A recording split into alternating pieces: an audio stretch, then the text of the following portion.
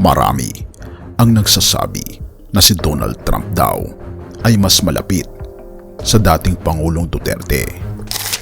Ngunit ang hindi alam ng karamihan, mas malapit si PBBM at ang elected president ng Amerika na si Donald Trump.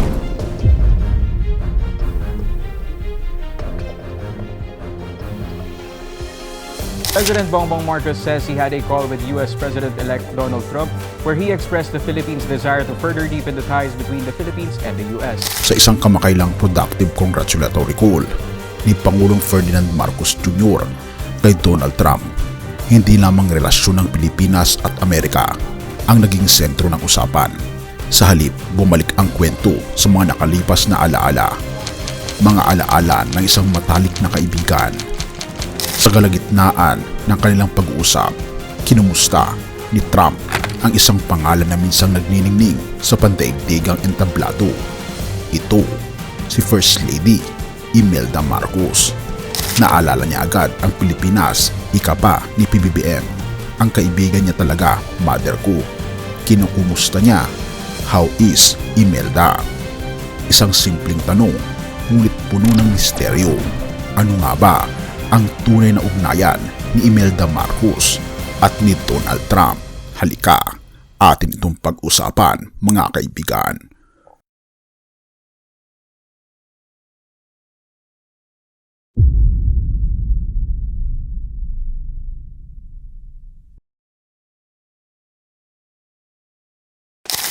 Alam mo ba kung gaano kalapit si Donald Trump sa pamilyang Marcos? Iniisip mo ba kung paano ito makakaapekto sa kinabukasan ng Pilipinas? Panoorin mo ito hanggang dulo, kaibigan, upang matuklasan ang mga koneksyon na hindi mo inaasahan.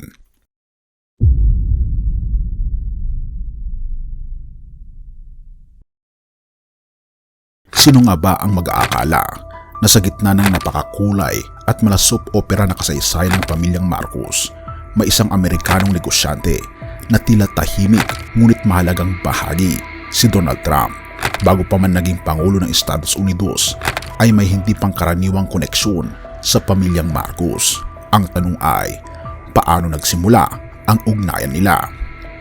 Balik tayo sa taong 1991.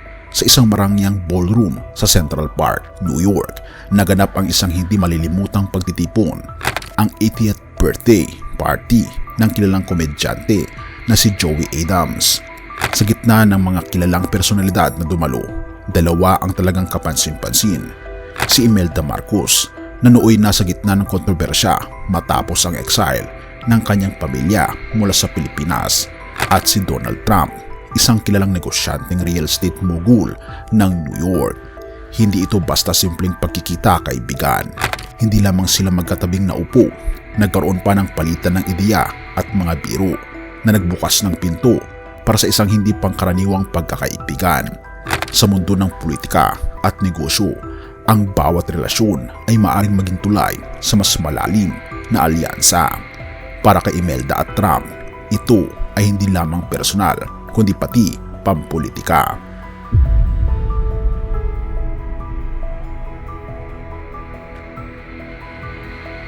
Mabilis ang panahon at ang kanilang ugnayan ay hindi naglaho. Lumipas ang ilang dekada at ngayon sa kasalukuyang administrasyon ni Pangulong Ferdinand Marcos Jr., tila muling nabuhay ang matibay na koneksyon sa pagitan ng dalawang personalidad, si Trump at ang pamilyang Marcos. Kamakailan lamang, sa isang makasaysayang productive congratulatory call, muling nag-usap si Pangulong Marcos at si dating Pangulong Trump sa gitna ng kanilang masinsinang talakayan. Isang mahalagang detalye ang hindi nakaligtaan, ang pangungumusta ni Trump kay Imelda Marcos. Kinukumusta niya si Imelda, pagbabahagi pa ni PBBM, malapit talaga siya sa mother ko. Isang simpleng pangungumusta, ngunit sa diplomatikang mundo, ito'y may malalim na kahulugan. Ang relasyong ito ay tila nagpapakita ng patuloy na impluwensya ni Imelda sa pandaigdigang politika. Ngunit paano nga ba makakaapekto ito sa relasyon ng Pilipinas at Amerika?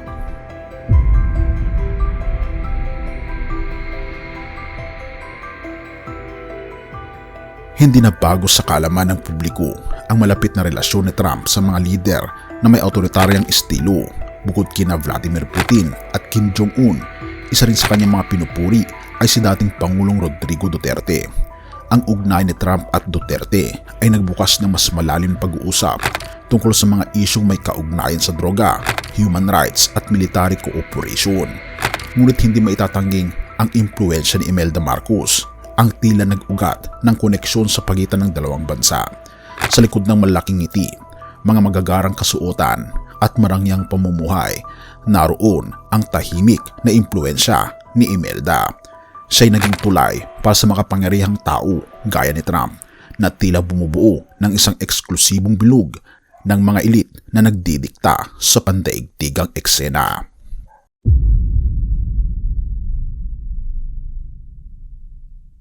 Ang kasaysayan ng pamilyang Marcos ay puno ng mga pag-aangat at pagbagsak, ngunit isang bagay ang sigurado, hindi nila kailanman hinayaang mawala sa eksena ang kanilang pangalan.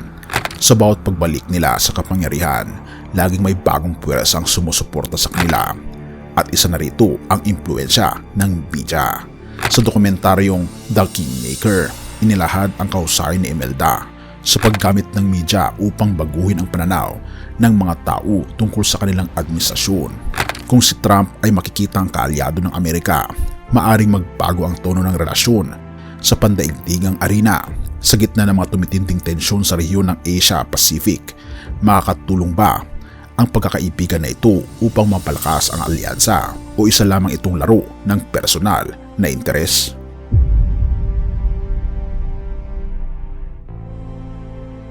Habang patuloy na naghuhubog ang administrasyon ni Pangulong Marcos Jr. ng bagong yugto sa relasyon ng Pilipinas at Amerika, malinaw na hindi nawawala ang impluensya ng nakaraan. Ang tanong ay, hanggang kailan magpapatuloy ang ganitong relasyon? At higit sa lahat, sino ang tunay na nakikinabang dito?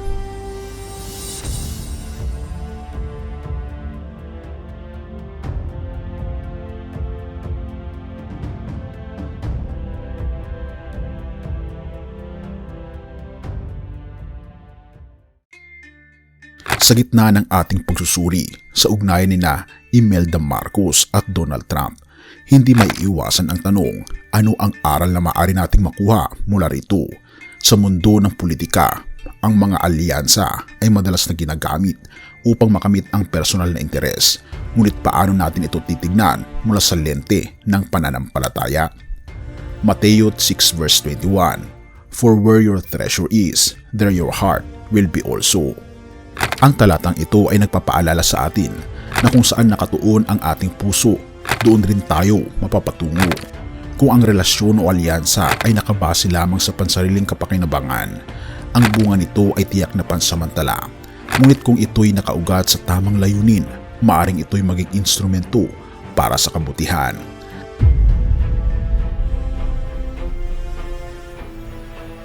Ang kwento ng pagkakaibigan ni Imelda at Trump ay nagdadala sa atin ng mahalagang paalala. Ang anumang ugnayan, maging personal, pampolitika o espiritual, ay dapat na may malinaw na layunin. Sa konteksto ng ugnayang Pilipinas at Amerika, ang tunay na hamon ay kung paano ito magagamit upang magdala ng katarungan, kapayapaan at kaunlaran. Pero paano kung ang alyansa ay isang panandaliang estratehiya lamang? Paano natin masisiguro na hindi ito magiging sanhi ng pagkakamali sa hinaharap? Alamin ang sagot habang patuloy nating hinuhukay ang koneksyon sa kasaysayan. Balik tayo sa Mateo 6 verse 21.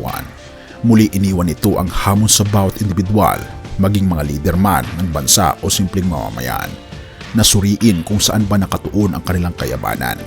Hindi lang material kundi pati na rin espiritual. Kung ang puso ng lider ay nakasentro sa pansariling kapangyarihan, paano makakapekto ito sa mga taong kanilang nasasakupan? Proverbs 12 verse 5, "The plans of the righteous are just, but the advice of the wicked is deceitful." Ang talatang ito ay nagpapakita ng kahalagahan ng tamang gabay sa paggawa ng desisyon. Hindi lahat ng payo ay para sa ikabubuti.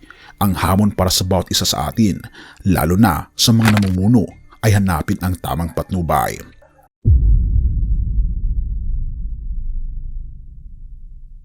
habang pinapanood natin ang mga koneksyon sa pagitan ng mga makapangyarihan. Isa lang ang malinaw, kailangan natin maging mapanuri, ngunit higit sa lahat, kailangan natin ipanalangin ang ating mga lider. Sa ganitong paraan, maaari tayong makasiguro ng anumang alyansa o desisyon ay para sa kapakinabangan ng nakararami at hindi lamang ng iilan. Ano ang susunod na kabanata sa ugnay ng Trump at Marcos? At ano pa ang madidiskubre natin na magbibigay liwanag sa kinabukasan ng bansa? Sa bawat tanong ay may kasagutan na nag-aantay ng bukas na kasaysayan sa liwanag ng pananampalataya. Tayo'y manalangin. Ama naming Panginoong Diyos na makapangyarihan sa lahat, kami po'y lubos na nagpapasalamat sa inyo. Salamat po Panginoong Diyos sa inyo pong pag-ibig sa amin.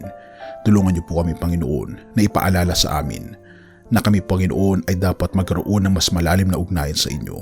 At tulungan niyo po Panginoon ang aming mga lider na i-connect nila ang kanilang mga sarili sa kanilang pananampalataya sa inyo. Salamat po Panginoong Diyos sa bawat isa na nakikinig ngayon at nanonood ng content na ito. Pagpalain niyo po sila at maging ang kanilang pamilya.